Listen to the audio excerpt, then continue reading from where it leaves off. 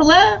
Hello, I'm Rachel Gerber, the denominational minister for youth and young adults for Mennonite Church USA, and also the editor of The Gathering Place, which is an interactive website for Anabaptist youth leaders to learn, be, and connect. And you can find the Gathering Place community at www.thegatheringplace.us. Well, every month here at The Gathering Place, we focus on a different theme. And this theme for the month of October is all about reimagining mentoring. I think it's pretty safe to say that we all agree that having intentional relationships with our youth and significant adults in their lives are a good thing in creating durable faith. But the question is oftentimes it feels forced and it's hard to get people on board, both youth and adults, to commit to such a relationship over a long, extended period of time. So what gives? What are we going to do? And that's what we're going to talk about today. What are some new models of engaging as we think about mentoring and discipling?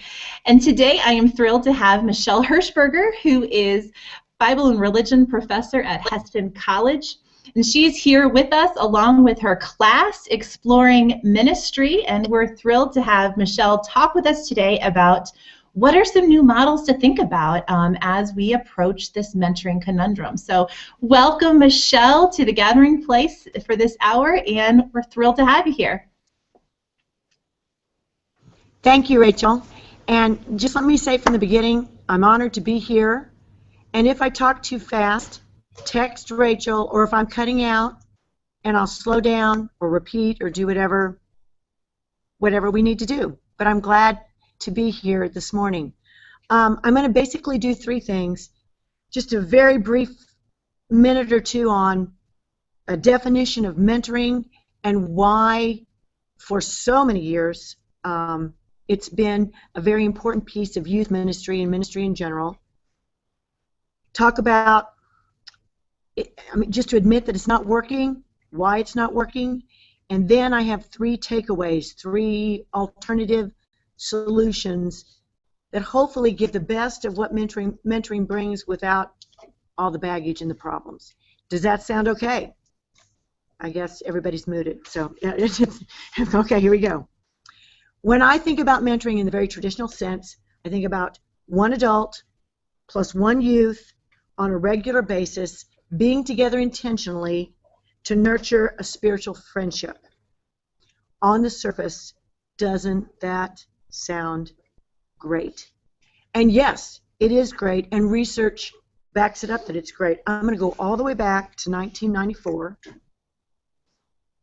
This is a classic for many of us. And those of us who have been in the business for a long time know I could bring up a lot of books. Mark DeVries talks about and did a lot of research about the incredible influence that parents have on youth, that they are the number one influence, either for good or for bad, on their high schoolers. And then, of course, the book goes on to talk about, and Mark himself would talk about, what happens when those parents cannot be the good influence. And so then we have, with books such as The God-Bearing Life, which I forgot to bring, Kendi Creasy Dean, Ron Foster, saying that a guarantor, a caring, nurturing adult who is not a parent, is a great number two, and how important that influence is. And then you get to some later studies. Sticky Faith, I brought well, that doesn't even show on a podcast, a paper. College in Transition, the College Transition Project, Kara Powell, others did that, where they're looking for a silver bullet to help. We have this incredible problem with 50% of our youth graduating out of church when they graduate out of high school. I'm going to look at my people here, and they're shaking their heads. 50%. They didn't really find a silver bullet, but one of the things that is most helpful is for that youth, that adolescent, to have a 5-to-1 ratio, 5 caring adults for every youth. Wow. We have older research, Emmy Werner. Now, she actually puts it at 6. She says that 90% of the youth who have 6 caring adults tend to stay in church. I mean, I could go on and on with the research. And then, last but not least, Andrew Root's Revisiting Relational Youth Ministry talks about the importance of place sharing.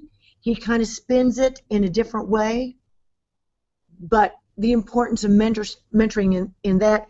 Andrew does a wonderful job of saying what I think for some of us is like, we don't know how to say it because we feel guilty. A youth pastor or a youth worker cannot have deep relationships with all of the youth involved. It's impossible. It's exhausting. Youth pastor has to have boundaries, and yet youth need those relationships. How does that happen? Andrew Root talks about getting other people involved, but he is drawing us away from the whole idea of influencing high schoolers. Note that I made that, and I did that intentionally in my definition, because usually in mentoring, the way we see it, the adult is influencing the youth. He moves that away from influence to solidarity, standing with, suffering with each other. Now, so that would be how I see mentoring, and when we start to talk and chat here, you all can correct me or add to that. But the second layer I want to get to fairly soon is the reality, the honesty, that in many of our congregations, mentoring in the traditional sense is not working. Daniel Yoder wrote a wonderful blog. Daniel, I don't think you're on today, but we're thinking of you. Rachel, you yourself said it seems impossible to do. We know it seems like such a good idea, but for reasons we can't, or maybe we do know, it's just not working. I'm going to stop now because I want this to be more interactive. You all type in. I'm going to have some of my students maybe chime in as to talk about why it might be such a problem. Go. Do you all have any, like, a mentoring relationship that didn't go very well in high school? Yep. You want to come and share it? If it's just real short? It just didn't work. Why didn't it work, Micah? Communication with the lads that weren't used to being in the church life. You were Christian than I was. He was a newer Christian than you were. Wow. Yeah. Didn't know about it. Wasn't convinced of the men, I think. Okay. And has now left the church. Oh, no. At least left the men of the church because he didn't agree. One of my students, Micah Raber, is talking about his disastrous mentoring relationship where he was paired with an adult who is a newer, younger Christian, younger in the sense of being a Christian than Micah, didn't really know what he was doing, actually has now since left the church, Yeah, right? And that was a disaster. Anyone else piping in for what you think the problem is? I see here we have different lifestyles, don't know what to do with the youth. Schedules, finding time to meet, time's the biggest factor, and pairing struggles. And people just aren't responding. Our mentoring program about safe child policies, people how do we do with that? Yeah. Ooh. And some of those, is that resonating with my class too? The time thing, I'm seeing people shake heads with times. Was it a good connection with your adults? I'm seeing some people shake their heads yes, but it takes a lot of work. I would propose that it's deeper than time and deeper than I'm not just sure what I'm doing. I might be wrong, but I think that there's some deeper layers to that. Are you ready for me to go with that? And then you all can respond to that as well, too. I think way down deep that one of the deep problems is that mentoring as we have traditionally done it, that is, you have a little ceremony, in front of the congregation, and it's very official, and it's maybe there's a little bit of training involved. That's what I mean by mentoring. You call it by the M word. All of that feels inauthentic, particularly to the adolescent. I'm going to get my old woman glasses on here. Look at my notes here. Yeah. With authentic relationships being the #1 value, they say, for postmodern youth, it feels forced. It's the idea of, oh, you've been kind of pressured by the church to be my friend. And can any true, real relationship be coerced? That's the issue. It also might be that adults are reluctant to say yes to it, and they might say time and busyness and those factors, but it might also be intimidation factor. They don't know how to be. So I think that the second real big problem is many of our adults, I don't know how to say this in a tactful way, need a conversion experience to see high schoolers as individuals who have something beautiful and wonderful to give to them. Adults don't see this relationship as being beneficial to them. And youth sense that as well. It's the conversion from ministry to ministry with. A conversion of adults giving up their power. And I imagine that there are misconceptions on the high schooler side as well, but I want to talk primarily about the adults because it's adults who have the power in the relationship. What does it mean to give up your power so that you are receiving as well as giving? Even squirmy junior hires, even snarky seniors. Does that resonate with folks? And I'm going to look at I'm looking at my students. I'm taking a poll of my students for how many of you've been in a kind of a mentoring relationship that didn't quite feel authentic.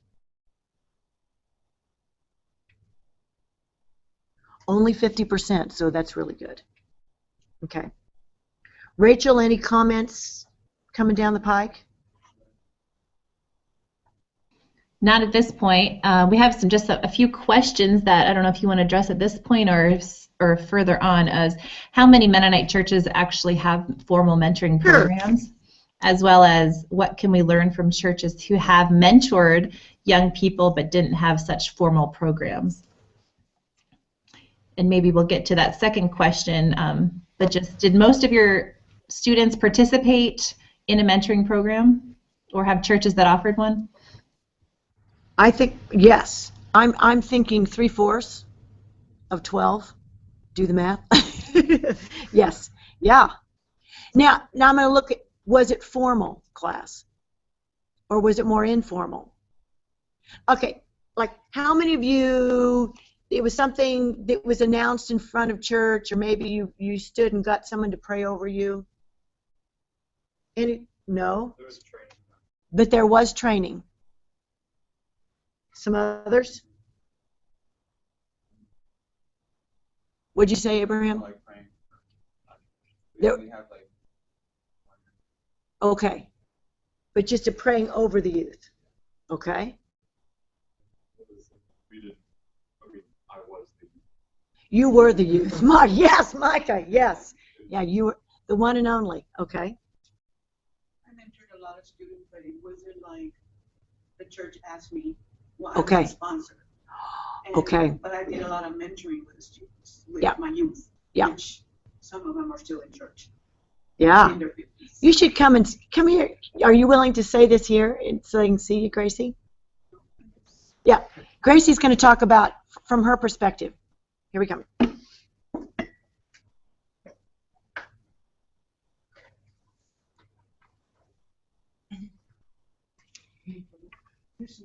Hello, I'm Gracie.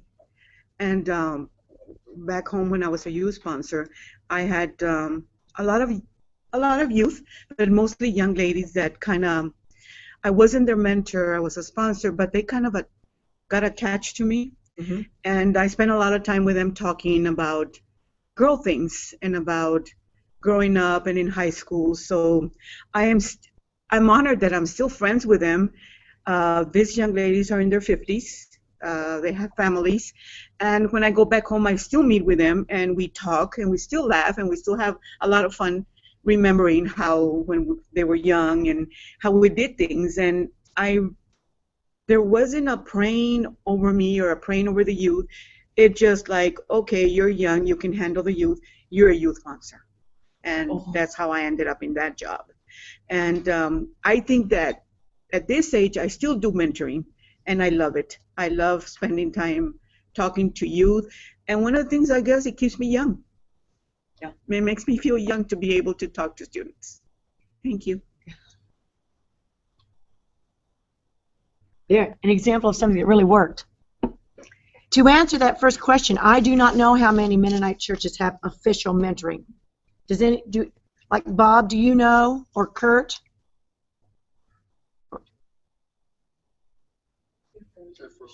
Okay. She's moving there, but she's from there. No one saying no? Okay. I'm sorry. We could look at it. We could. I don't know if we could Google that. I just don't know. I've heard informally that many congregations struggle to have an official mentoring program. Any other questions or comments? While we're waiting, Colton's going to come and talk about his mentoring experience. We're getting some eyewitnesses here. Yeah. For myself, it was a guy in our congregation that was my mentor, and we kind of talked about it a little bit beforehand, and we're like, hey, do you want to do this? And we decided we did. So we went through training at my church, and I mean, it was simple stuff, but then at the same time, it was like, I don't want to be dealing with this. I would rather just go and do it. But we didn't. I don't really know why. I know in the fall he's a farmer, so he was always busy with harvest in the fall, and but again, that shouldn't have made a huge difference. We just didn't meet up very much. We'd go to the occasional Illini basketball game, but I don't know. And later on, he became my Sunday school teacher, so I saw him every Sunday and had a discussion with him then, but it still wasn't mentoring where I think it should be. Mm-hmm. But I don't know what we would have done differently, I guess. Okay. Yeah.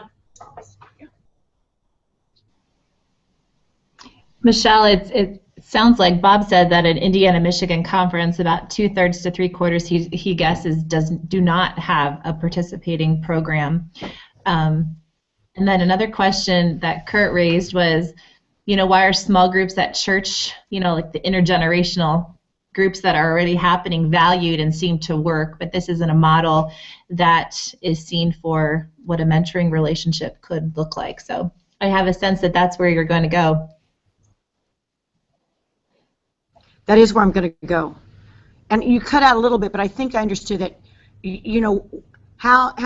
what's the relationship, or what could be the connection between some of these very intentional small groups that are intergenerational? That's a great question, and we can.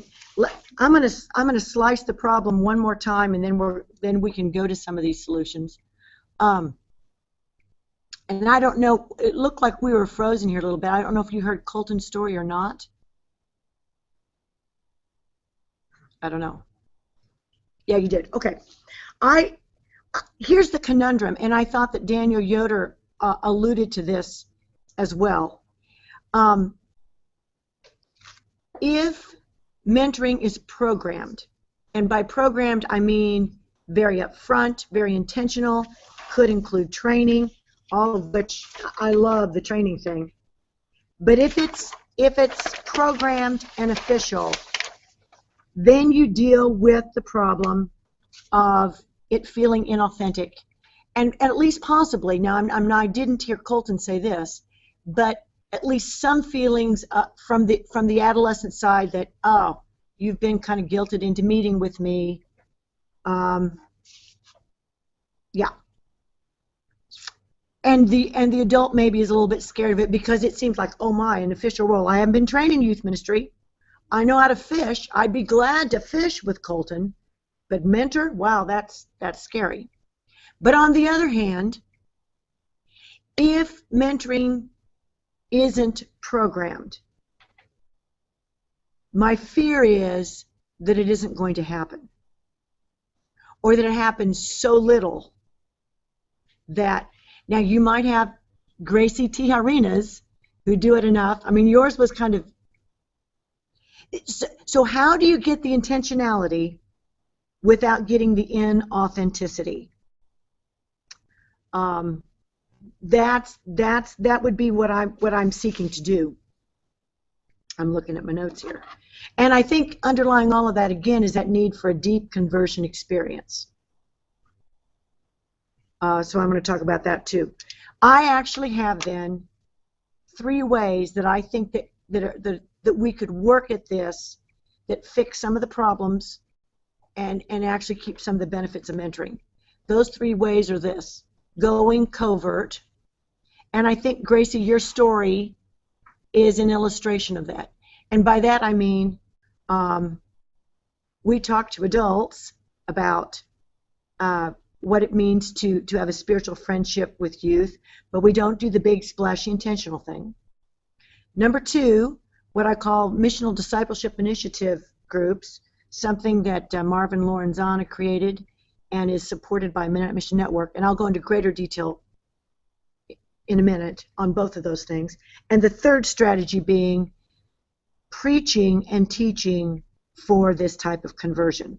And I am talking about from the pulpit. I'm talking about it being that, and in that sense being very intentional. Let me go backwards to the covert operation. Maybe you don't even call it mentoring. Maybe it's time for a new word. But you gather some adults together and you really help them to understand the incredible importance of the 5-to-1 ratio. That they can maybe say some things, be some things for high schoolers that their parents can't be. And to talk about that if you're really comfortable fishing or shooting skunks, such as an earlier story, that's your place. That's what you do. Does that make sense? What the whole? I mean, you go about it from a different angle. I'd like to spend quite a bit of time talking about what we're pretty excited about in this class, missional discipleship groups. Marvin Lorenzana came and spoke with us and about these groups, and then each of us, each student has created a triad, a small group of 3 persons, and have formed kind of a mutual relationship with 2 other people that I think in some ways looks like mentoring. MDI groups are this. They are structured in that you meet every week, that the 3 of you commit to a certain amount of scripture that you read beforehand, and that you go through 5 questions when you meet once an hour. In that way, it is programmed, it is intentional. It is also very flexible in that you're only dealing with 3 people, so it could be meeting at 10 o'clock at night, or 7 a.m., or some other crazy time, because there are only 3 of you. It's flexible in that you can decide what scripture it is you want, or what input you want to do. And different groups need different things. It's flexible in that sometimes you don't get through all the 5 questions, and you do what the 3 of you need to do. And I think it is a more mutual relationship than mentoring. That's the MDI groups. The other thing that I really like about it, Michele, and Andrew Root, when he talks, yes. I was just going to jump in and say, you mentioned there's 5 questions. Can you tell us what those 5 questions are? I think I can. Does anybody have Gracie's going to read them for us. I didn't bring that card. It's awful. I know one it is what did you, thank you, here it is. Where have you seen God at work this week? You know, I've done a triad for 6 months now. You'd think I'd have these memorized. But I don't want to say them exactly. What did you hear God say to you this week during your prayer time?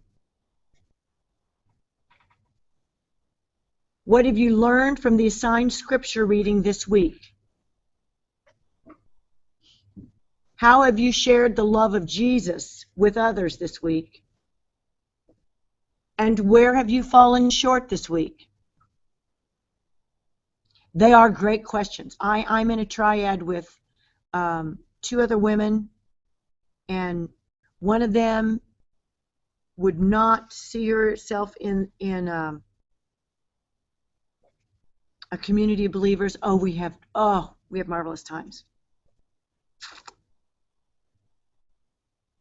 You can get all you would have to do is to go to Mennonite Mission Network's website, call or email Marvin Lorenzana, and he would be glad to help give you further input on that. Let me take some other questions about MDI groups, and then we're going to get some testimonies. And I'm telling my students they can tell the negative stuff too. One of the really important things about MDI groups is this. It is missional. And I like that I heard Andrew Root in this book of his talk about missional relationships also. It's missional in the sense that after a year or 18 months, this triad intentionally splits and then forms at least 2 other triads so that more people can come in the circle. With the mutuality, with the nurturing, with the discipleship that happens between the 3 people, it can be other adults besides the youth pastor and besides the parent who are working together with the adolescents, doing ministry with, but developing these deep spiritual friendships. Your comments or questions from out there?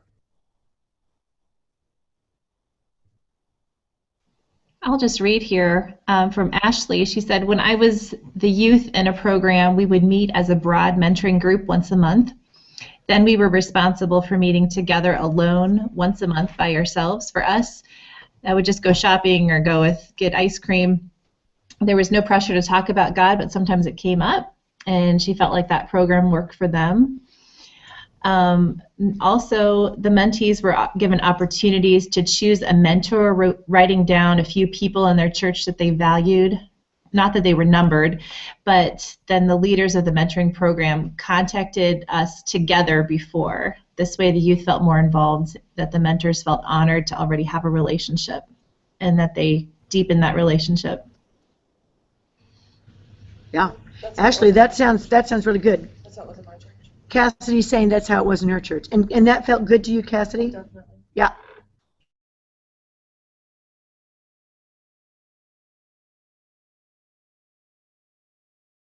Wow. But I've also heard that for others, you know, they choose 3 adults, and all 3 adults, they feel kind of guilty, but they say no. I mean, has that been anybody's experience?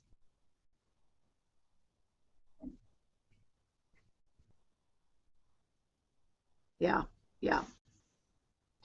Part of it, I have been a mentor, and I've said, yep, we're meeting once a month, and I'm just going to be honest. And I love youth ministry, right? And I'd forget. And then it became once every 4 months.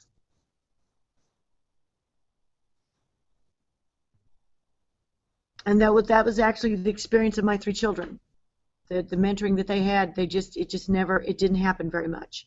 But that maybe it could just be us too.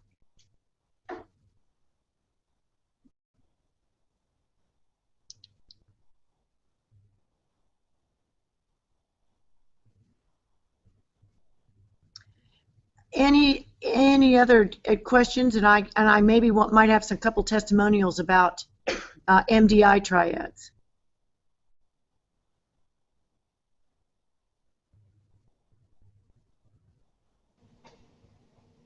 There's nothing over here on our link, so I'd love to hear the testimonials about how it's going. Yeah, let's hear a couple testimonials. Good, bad, how it's going. Abraham's coming up? Yep, Abraham's coming up.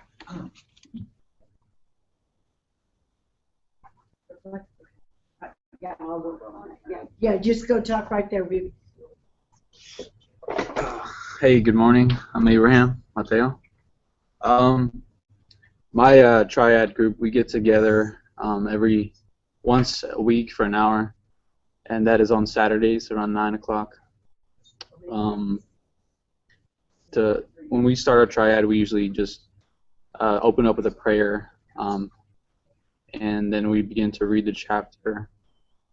And then as we're reading the chapter, I'll be the first one to read out loud, and then I'll have them reread the chapter to themselves, and then we'll start talking about what did they feel like God was talking to them through that scripture, and then we'll just from there we just open up and we'll just get into like deep conversations of what they understood about the chapter we read, and then after that I go over the group with the 5 questions.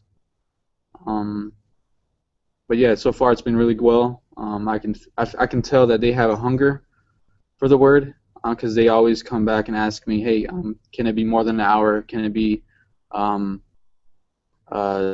just I don't know. They're just really hungry for the word, and I can see that each week they are growing, because they're starting to realize how much they are far from God and how much they want to get closer with God. I guess that's it. Thank you. Yeah, thank you, Abraham. Anybody else? Yeah, let's Emma. Come on up, Emma. These are some of the MDIs are intergenerational, and some are not. I think Emma's would represent one that's not. Yeah. Here we go. Hi. So my Triad, we meet every Sunday, and I have there's a girl who is a Christian, and then I have the other girl. She is from Japan, and she's a Buddhist, which has been a really interesting way to get sort of a different perspective on the scripture reading that we're doing. We're reading through Mark, and it's really kind of difficult almost for me to connect with the Buddhist girl in my group, just because she naturally doesn't talk very much in these kinds of situations, and so it's been a bit of a struggle to get that going, but at the same time I am starting to see ways that she's beginning to open up and engage in what we're talking about, and she does read the scriptures, which is, I think, fantastic, and I love her questions about it. And but yeah, it's just It's kind of wild, isn't it? yeah, it's crazy. Yeah, it's crazy. Yeah. That's Thank fun. you. Yep. Maybe I'll do one. Colton, yours is intergenerational. While he's coming up, we talk about the difference between, and maybe this is just slicing words, multi-generational. The generations are together, but the goal being truly intergenerational, where there really is a real intentionality about listening to each other across the generations. Here's Colton.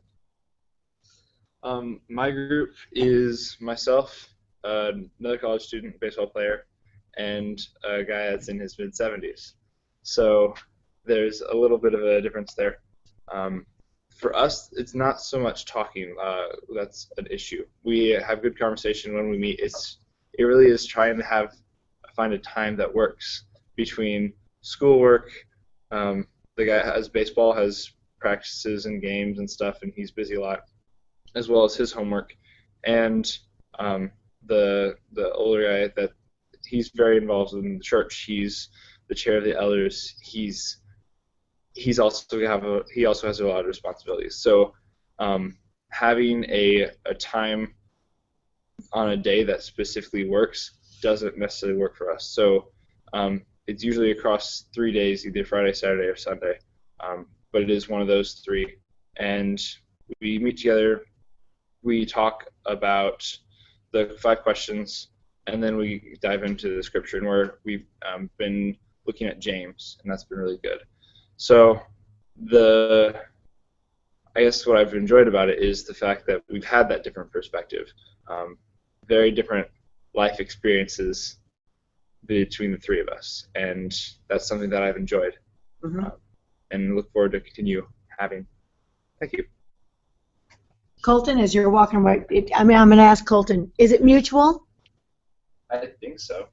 It is. I think so. Okay. All right. It was a very fantastic time. Yeah.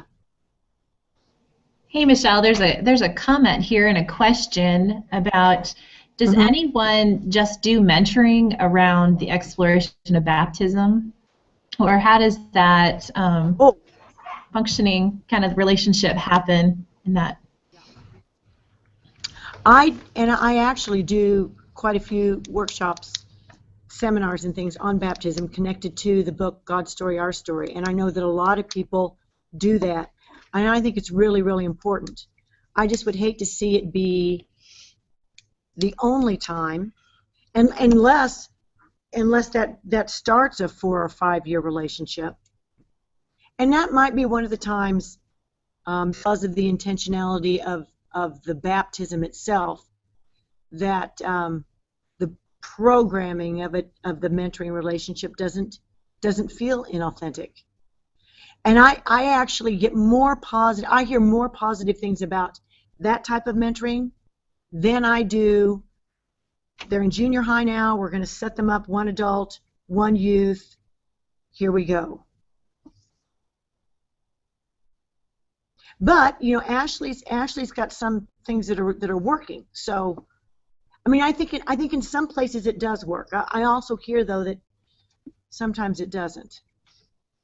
Oh, I think in any kind of a catechism process, it's just very, very important to have more than 1 adult, more than the youth pastor or pastor, walking alongside the new believers.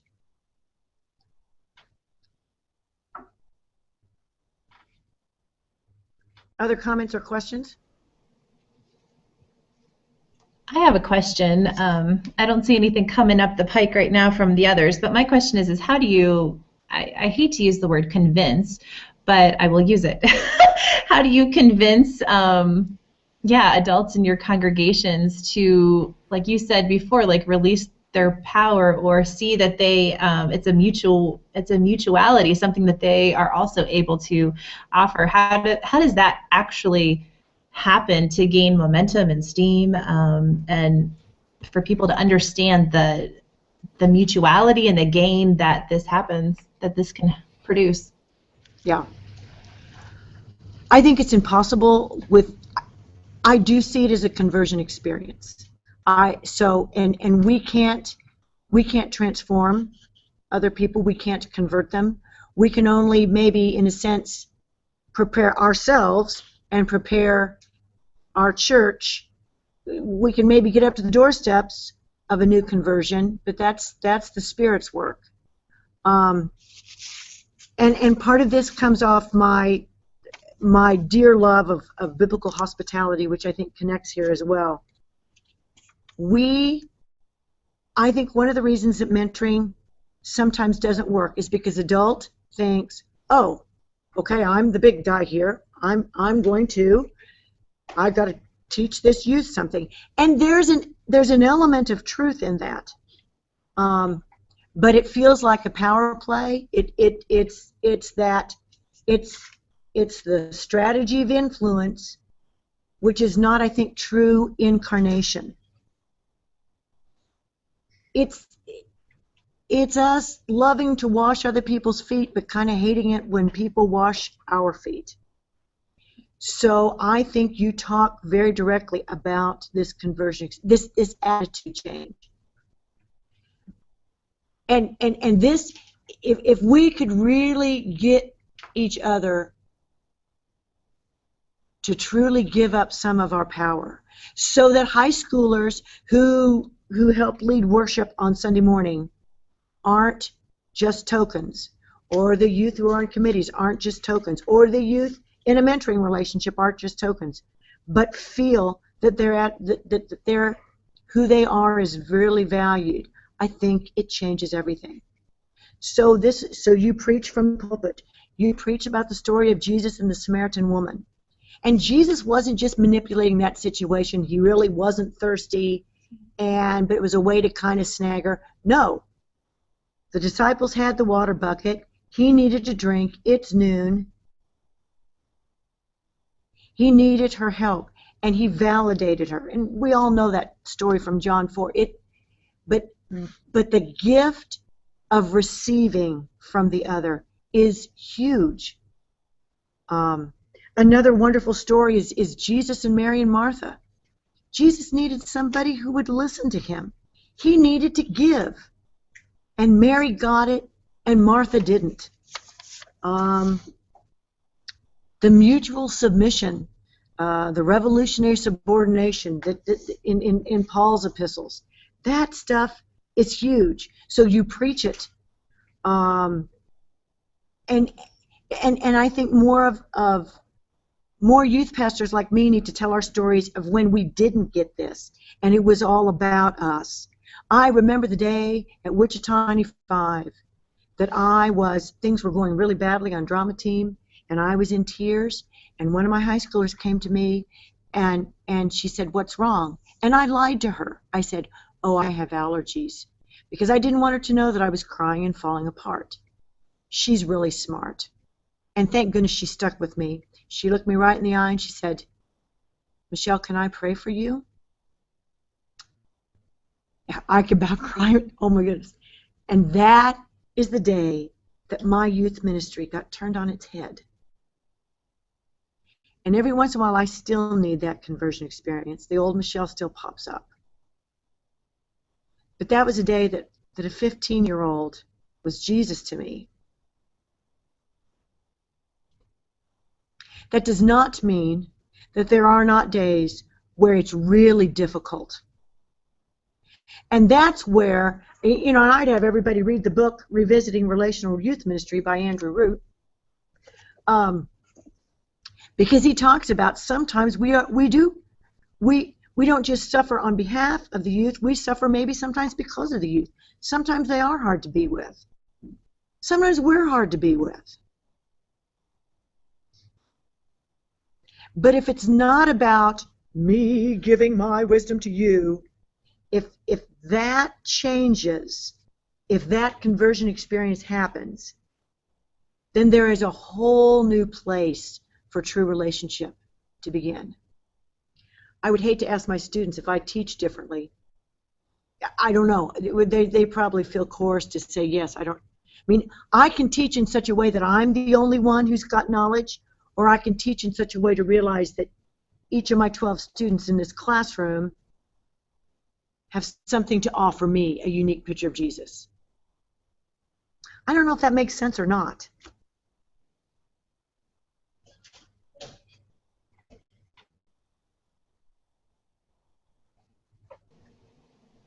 I think it makes great sense. I think that this mutuality and just being in relationship with someone, I like to call it like a constellation sort of approach, where if the youth is in the middle and there's, like a constellation, there's all these connections that are happening and things are feeding in and out each way. The youth are giving, but they're also receiving, and I think the more that we can continue to allow these intergenerational experiences and teach and invite our adults to see that they also have much to gain from these relationships.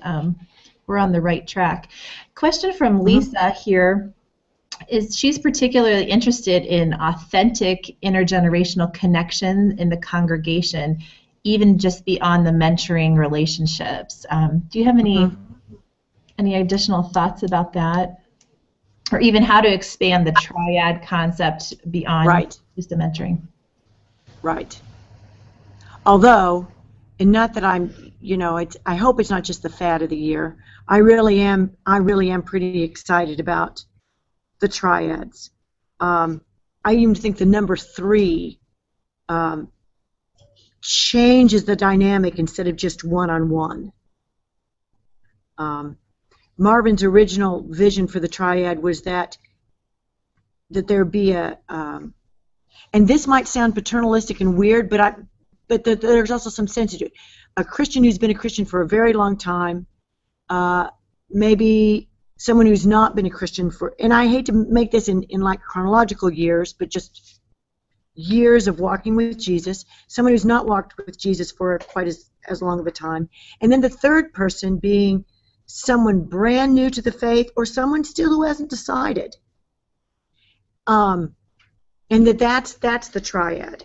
But so the variation in youth ministry, when I think about it as one variation to take the place of mentoring, I think about that high schooler being either that second or that third person, depending on how long they've walked with Jesus.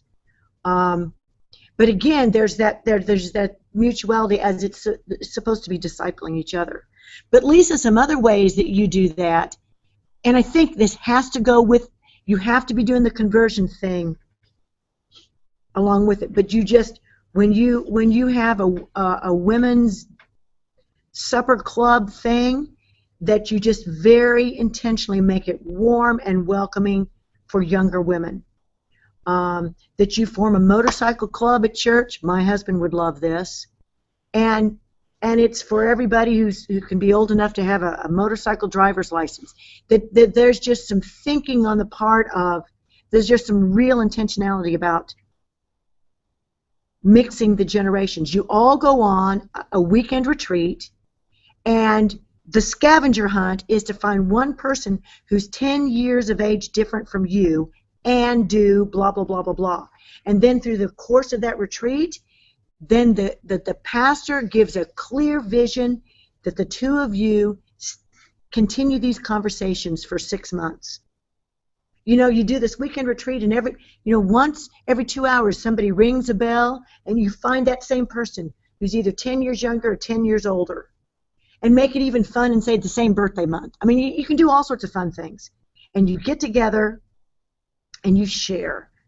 You can do potlucks in such a way, round tables work better than long tables, where there are these questions. Share about how you celebrated birthdays.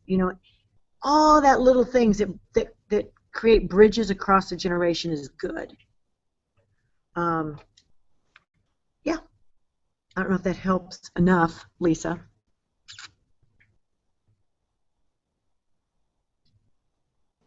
I see where, Michelle, we're down to about 5 minutes. Is there any sort of way that you would like to have any last-minute comments, or feel free for anybody also who's online, if you want to ask an audio question, to unmute yourself too. I won't talk much more, just to say that some kind of relationship that is real and authentic between adults and adolescents is not just important, it's crucial. It just has to be. It's so important. Better to have even 5 of those relationships, but starting realistically, there needs to be 1 or 2. And whatever way you can find to do it, do it. So yeah, let's open it up for others to make comments. And I can include you all as well, if you want.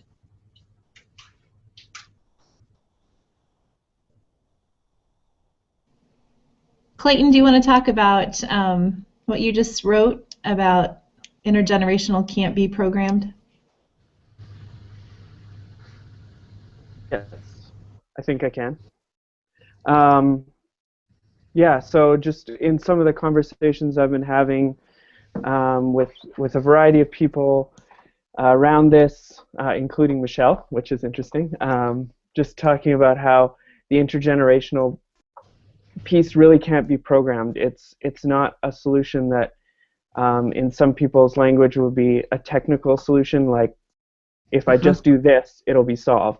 It's an adaptive problem. It's something that involves creativity, it involves engaging other voices and being willing to try and experiment things. But I really like this idea that it involves a conversion experience as well. And so my big question is, where can we start from biblically? What are some helpful ways that, if we're going to preach and teach on this and want to remain faithful to our biblical heritage, how do we pick up on this? How do we not proof text, but engage Scripture as part of this? Do you have any suggestions? Yeah. Besides those, how many stories? When Jesus asked Peter, sinful Peter, Luke chapter 5, to keep that boat close to the shore, which quite frankly is hard work. I don't think it's proof texting. Kenneth Bailey, I think, as a scholar, would agree. He's done some research on this passage. Jesus is asking for help. Jesus understood in a way that I think is true. I think Jesus really did need help. Just like I think Jesus really was thirsty with the Samaritan woman. Just like, things just opened wide up in the road to Emmaus once they invited Jesus in. Jesus could have fed the 5,000 just by probably snapping his fingers. And he used some fairly inept, only mediocrely faithful people, the disciples. And I imagine the first piece of bread that Peter and the boys passed out to that crowd of 5,000 was a little bitty crumb, because that'd be the kind of faith I'd have. So I think those texts are there. So you maybe couldn't do a 10-week series on it, but you can do a 3-week series on it. And the other thing that we've done, and Clayton, you know this from our church, is the young adults and youth who have been involved in our triads are the people who have put their stories in our newsletter saying, this is what Triad has done for me. And it's been really good.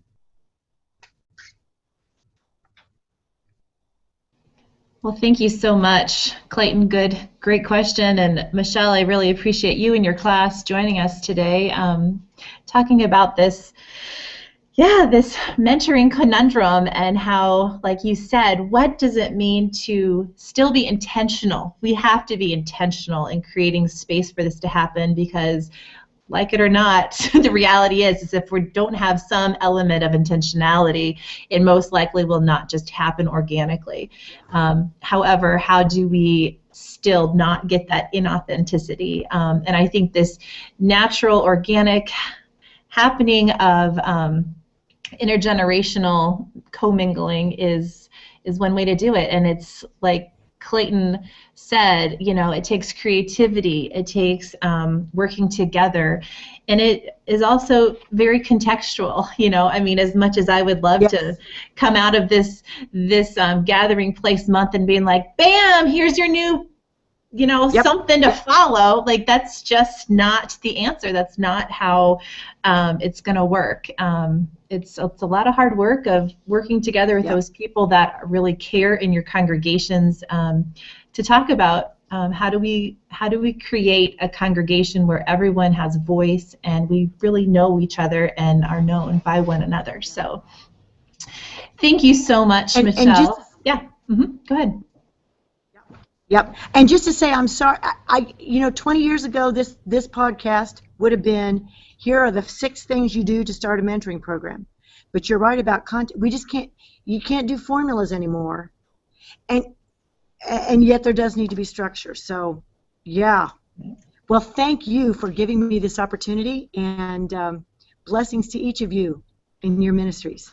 You're so welcome. And I just also want to say, hey, while I have everyone's ear, Youth Ministry Council, the Gathering 2016, registration is open. So it's lovely seeing everyone here face to face, but we can actually be person to person, and that happens at the end of January 29th to February 1st, Friday through Monday in Orlando, Florida. And we are going to talk about this kind of stuff. What are the big issues that we're dealing with in our day-to-day youth ministry, faith formation world, and using case studies to talk about where God is and how do we move forward even in the midst. So all of you are welcome to come spread the word, and I will post those links as well for the registration with this podcast. So grateful for you all, and many blessings on as you continue to reimagine what mentoring looks like in your context.